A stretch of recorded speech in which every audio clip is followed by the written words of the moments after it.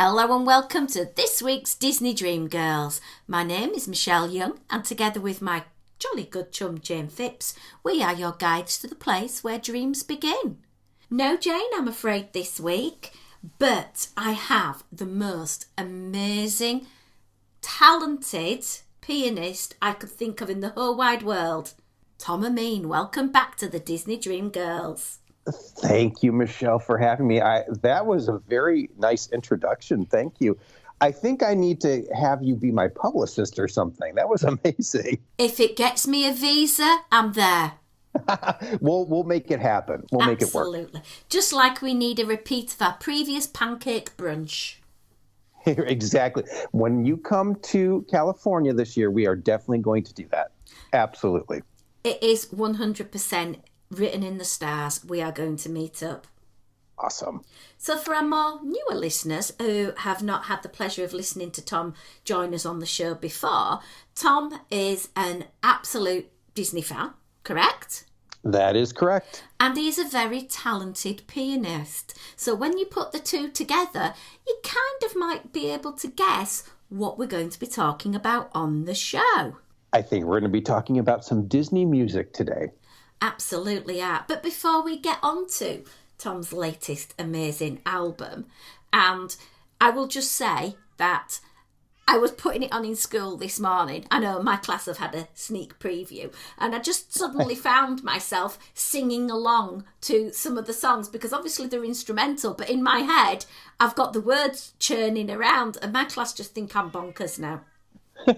That is amazing. And that's the whole point. I love when I hear people say that because I like to do these instrumentals where people can sing along or they can just relax to them, whatever they want to do. But I always sing along to instrumentals that I listen to as well. So it's a good thing. It's a good thing.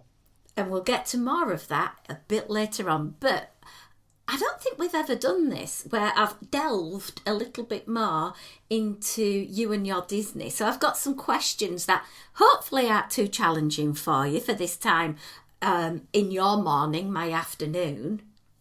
I'm going to try my best. Now, I usually get up pretty early in the morning, but lately I've been sleeping in a little bit. So we are 8 hours behind because I'm in California and you're in the London area, correct? So that's why. Well, or what area of England are you in? I'm in Northern England. Northern, okay. Most people say to anyone from the UK, oh, how near to London is that? I'm about 4 hours drive. Okay, got it. On a good day without any traffic. Oh, now that sounds like something I'd say in California because I'm in the Los Angeles area, so traffic is always a big deal here, so I can relate to you. That's a nightmare. Right, okay.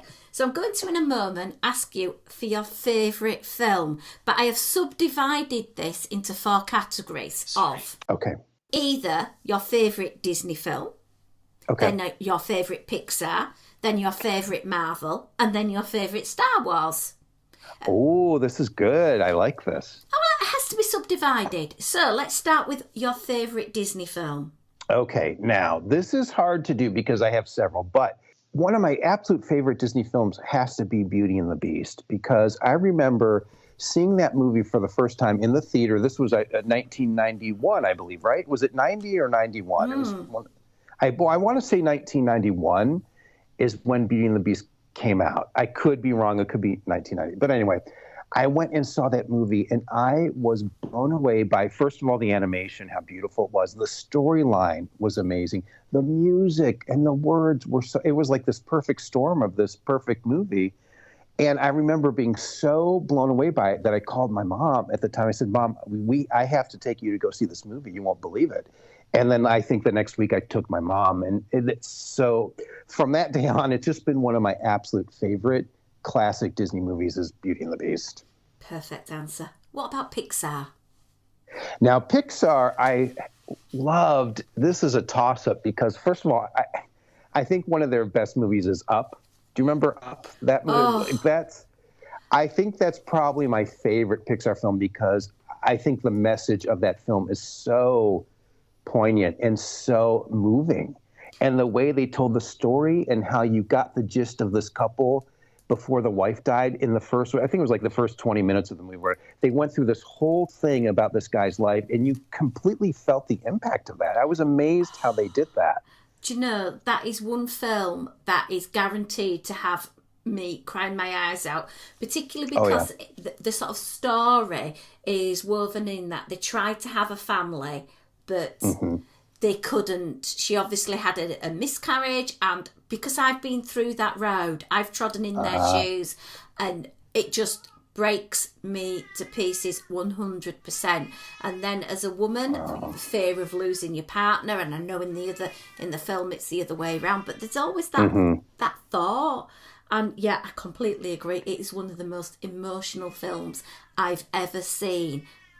Just very impactful, very emotional, beautiful storyline. The music was great. I think that has to probably be my favorite Pixar film for sure. Absolutely agreed with you. Marvel. Now, Marvel, this is interesting because I haven't still seen every Marvel movie that has come out. I haven't. But I have to say, I loved Black Panther. The first one, I have not seen that second one yet. I know it's bad, but the first one I thought was just brilliant. The acting, the story, everything about it. To see, culture up on the screen like that, I loved it. I thought it was brilliant. So I have to say Black Panther. I loved that movie. Okay, that's good. How about your Star Wars? And it could be any spin-off from the main movies if you wish.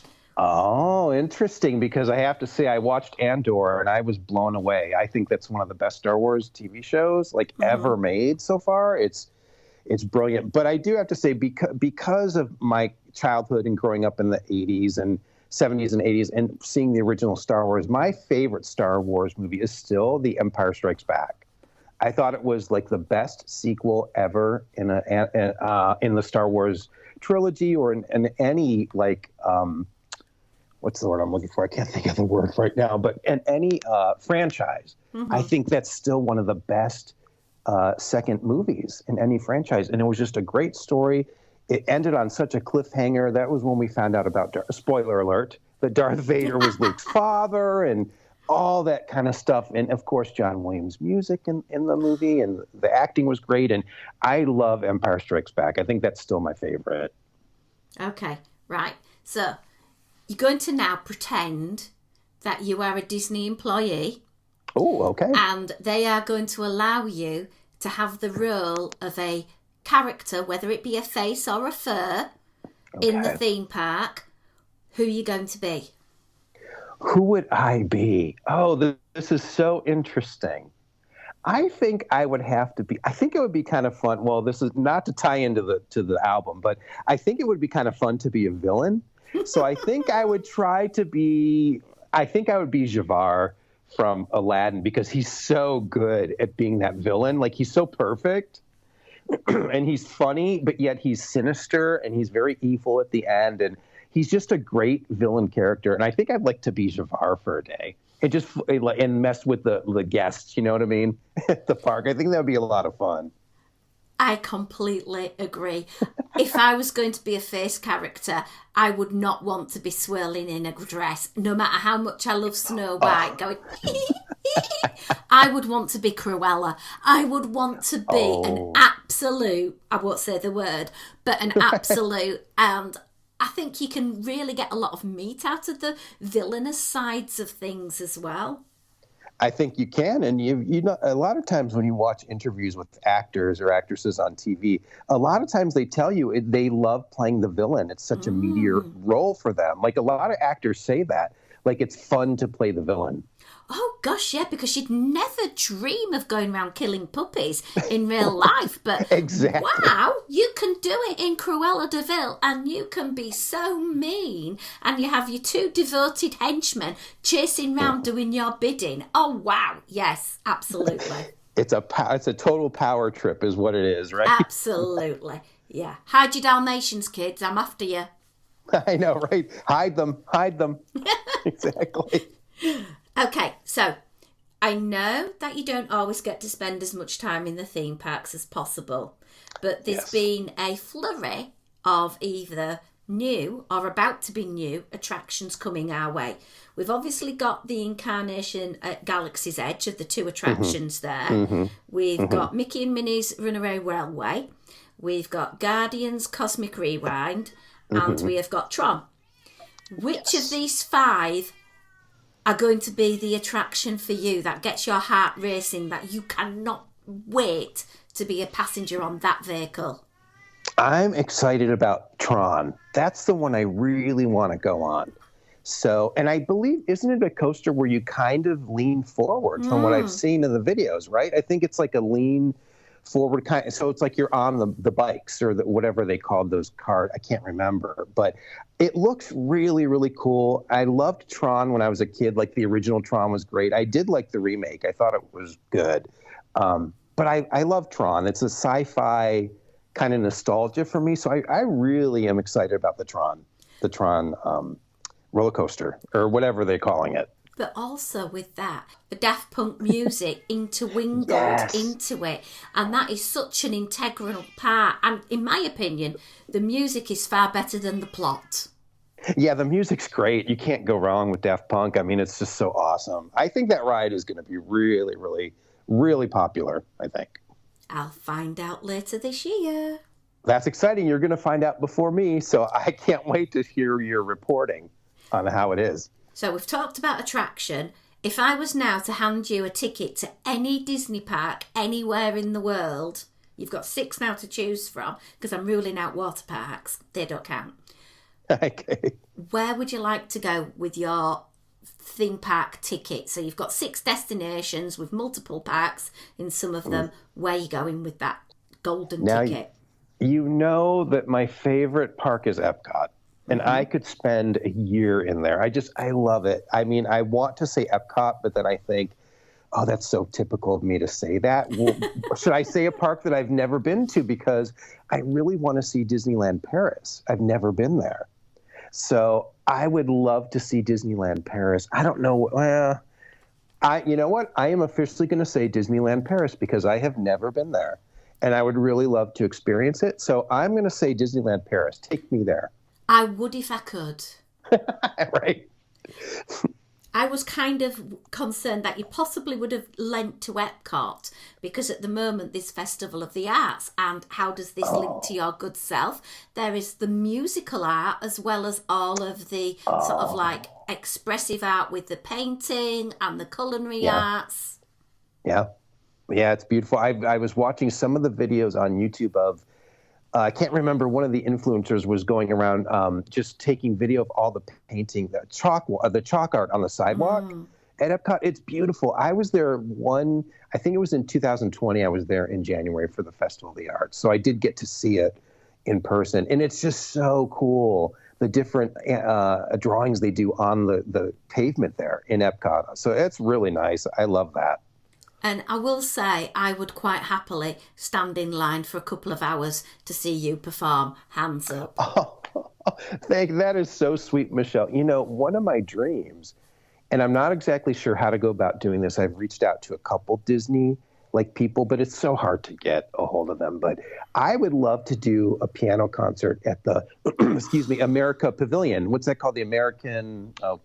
I forget the name of the American Gardens Theatre. Yes, the American Gardens Theatre. I would love to just do like a 30-minute show, like a couple 30-minute shows there. You know, just the piano, because they've had grand pianos on that stage before. I think that would be so amazing to do, and I would love to end the set with America, like Golden Dreams, because we're in the America Pavilion. I think that would be so cool.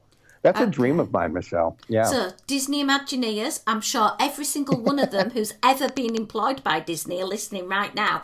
Let's make Tom's dream come true. And I'm sure a pretty good price could be negotiated for you and your assistant, Michelle. And Michelle, of course, I have to bring Michelle with me. You are my official publicity assistant / manager. So you're coming. Yeah, I'll run and fetch you the funnel cake or Dole Whip or anything you want.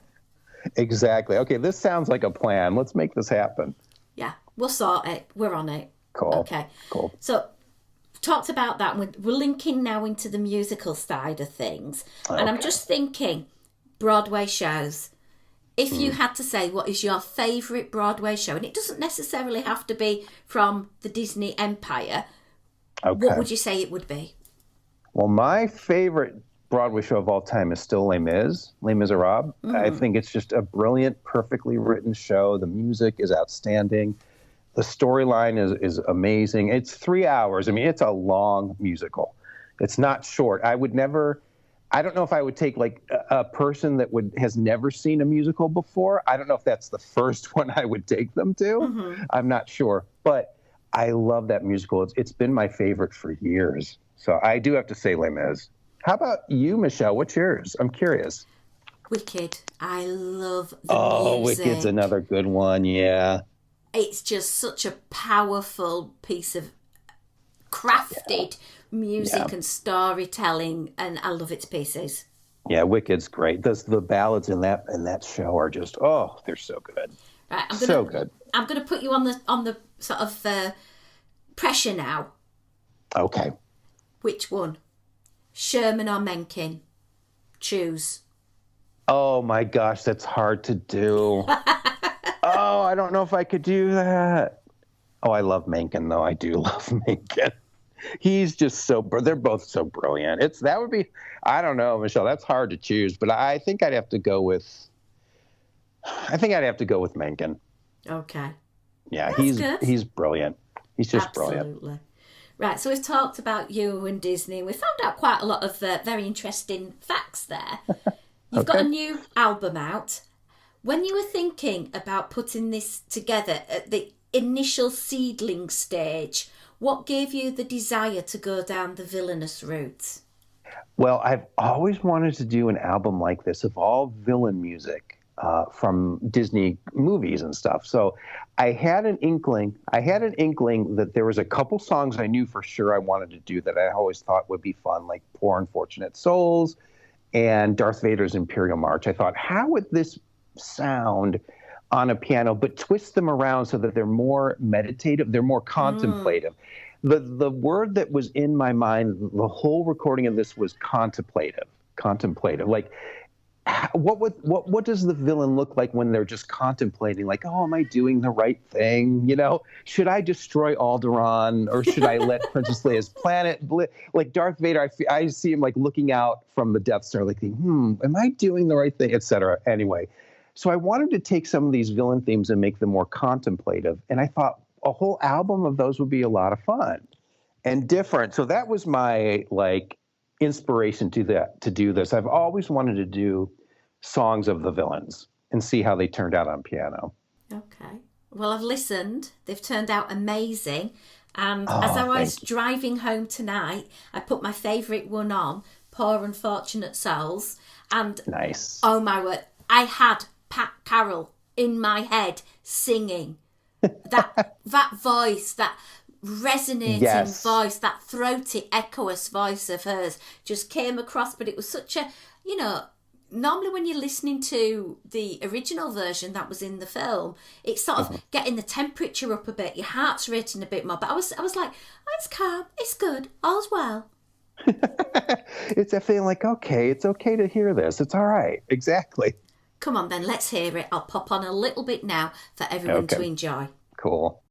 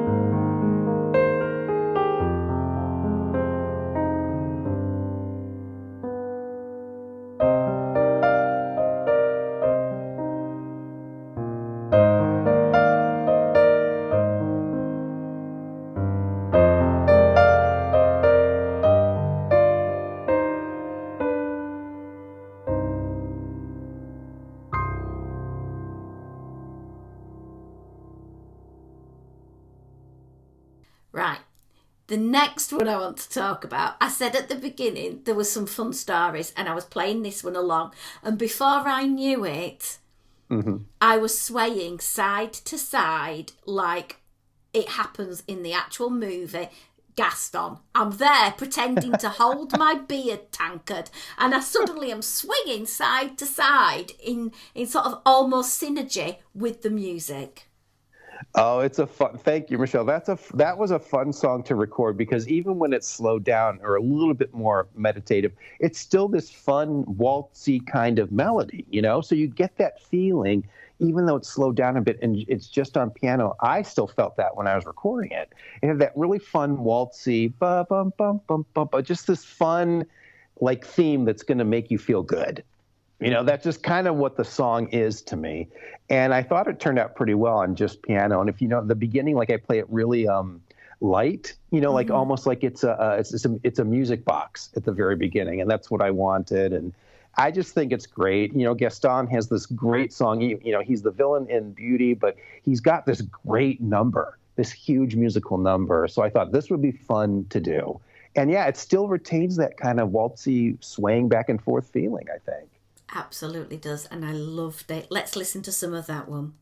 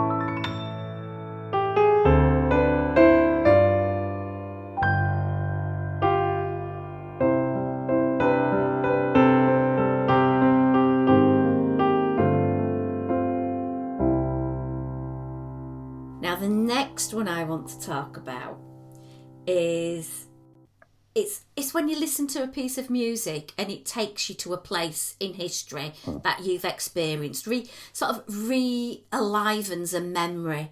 And for this one, it brings back going to see Festival of the Lion King and being sat in the theatre in the round, and there's the dude there with doing the fire juggling type thing.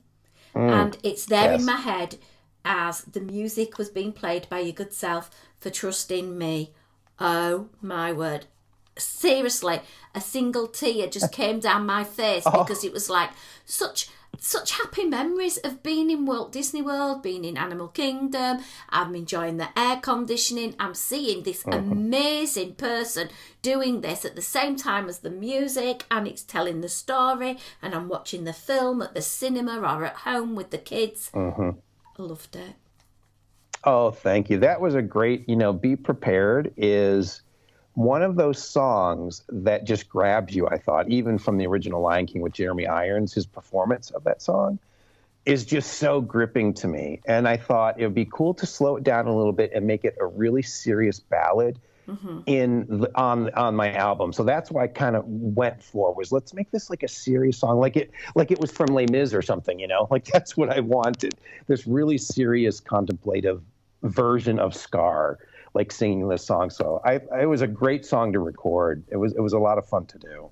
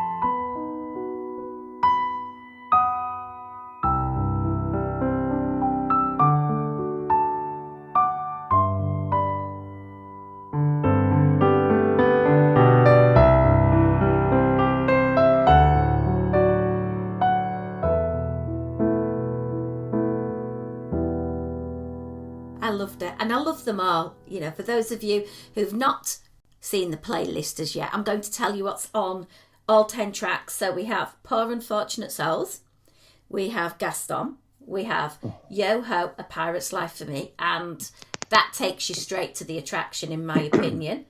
Number Yes. 4, we had to have a little bit of Star Wars in here. The Imperial March. That's Absolutely. it. Darth Vader. Then we've got Trust in Me, which again moved me to the first time I'd ever seen The Jungle Book. We've mentioned Be Prepared. Number 7, Bill of Sale. Yes, that's from Pete's Dragon.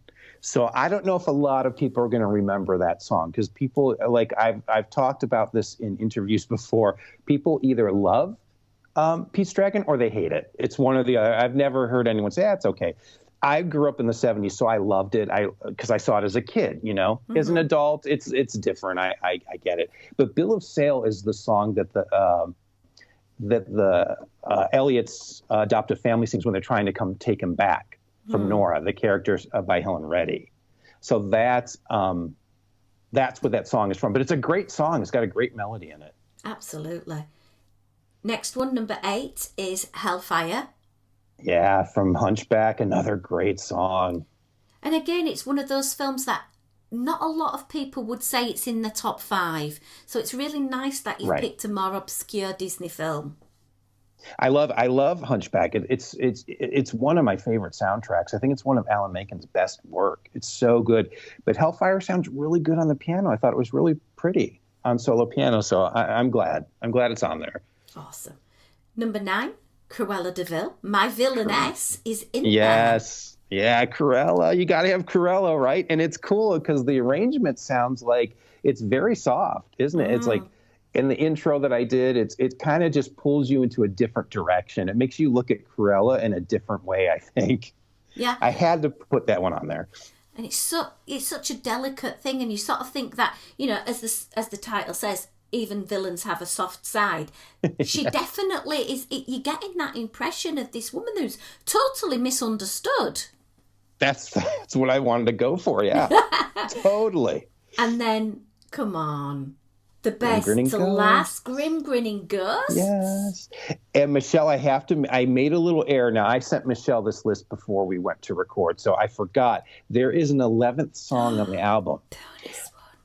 Grim Grinning Ghost was going to be my 10th and final song. I thought, this is a great way to end the album. But I wanted to put a little extra tag at the end, like a little short song. But what I did was Mother Knows Best from Tangled. So that's the 11th song on the album. But it's not it's like a minute and a half long. It's kind of like a nice period ending to a sentence. Kind of what I was going for with the album. It's a really pretty way to end the album. It's a cute little rendition of Mother Knows Best. So I did put that on there. So I do apologize. I sent you my list, but I forgot to add that. So there is an 11th song, Mother Knows Best. That, to me, I love Tangled. Tangled is one of my favourite Disney films. It's up there in the top 5 purely because of the music. The music is so amazing. Right, I'm going to put you on the spot now. Okay. I'm going to play one more song. Okay. I've already got Poor Unfortunate Souls. I have already played Gaston and Be Prepared. What would you like to end this week's Disney Dream Girls on? Oh, this is good. Why don't we play a little bit of, since we're talking about Disney parks and everything, how about a little bit of Pirate's Life for Me? Absolutely, yeah.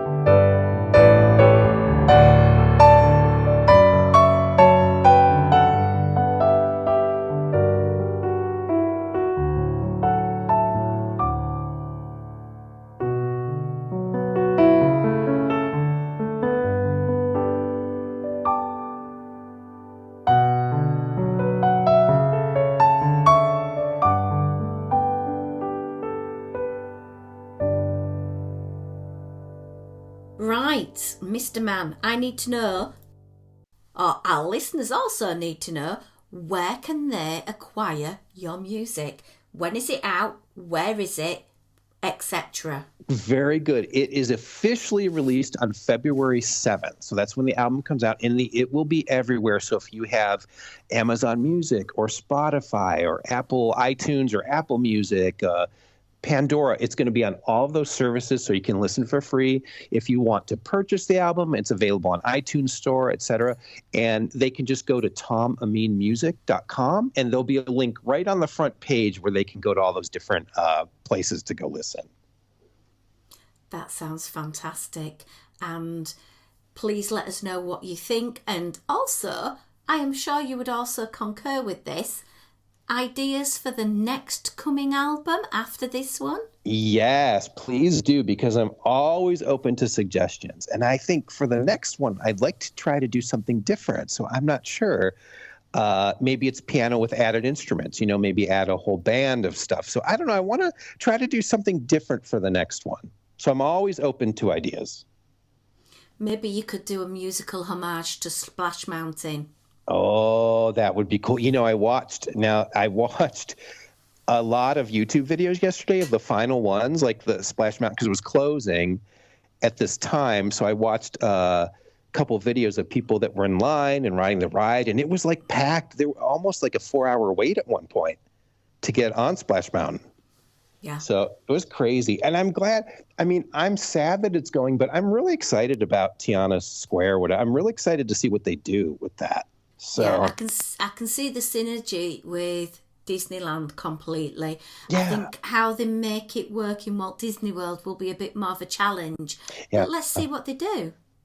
Let's just see what happens, because at Disneyland, I love the New Orleans Square. It's just such a cool part of Disneyland. It's really neat. So I'm hoping that they can kind of recreate something like that, at Magic Kingdom. So that's what I'm hoping to see as well. All sounds fantastic, and I'm very excited, guys. Please let us know what you could suggest for Tom to do in his next album. I am sure we will be talking in the not too distant future, and hopefully this coming August we can meet up face to face. We are definitely going to do that, Michelle, and we're going to have some pancakes for sure. Absolutely, can't beat a bit of pancakes. So until next week, we would like to end the show by thanking Tom, to say thank you very much for being our guest, sharing your beautiful music. If you support us via Patreon, why not have a big look at your inbox, as there is a little bit of a musical treat from Tom there, and I'm sure you will enjoy it.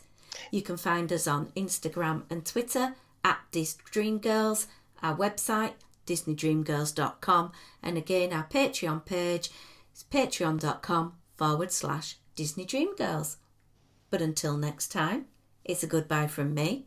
And a goodbye from me. Thank you for having me. And thank you, everyone, for listening.